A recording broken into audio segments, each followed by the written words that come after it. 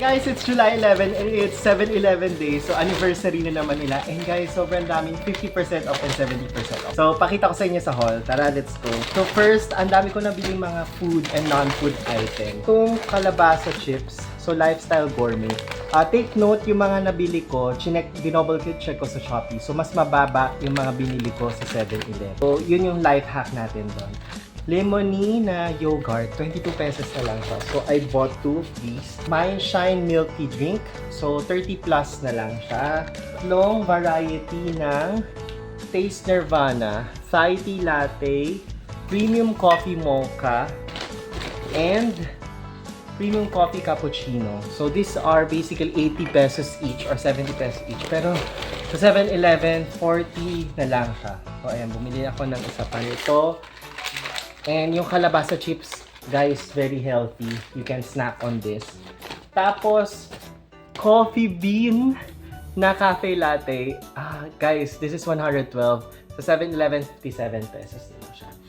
Next, Old Spice na Steel Titan Deodorant Body Spray. And guys, yung super popular amoy, which is Bear Glove. 300, naging 167. Eto, sobrang rare na makakita ako nito. Flamingo playing cards, legal playing cards. From 80 pesos, 40 na lang siya. So, I bought 2. Portable toothbrush and toothpaste from 160, 80 pesos. Pangkulay para sa tatay ko, 30 pesos na lang siya from 75. Battery, ang dami na rechargeable pero bumili na rin ako. From 150, 80 na lang. Facial wash. These are 170 each, pero 7-Eleven 80 na lang. Pactidol for my sister, 80 pesos na lang from 160. And nose pack from 180, 90 pesos na lang. Mon Passion Cafe, so 30 pesos na lang. And ito, 188 from 300. Yan. Ito, sobrang useful nito. Ang taas kasi ng beam nitong light. Hard Mountain Dew. So I'm really curious to try this from 70, 30 pesos na lang.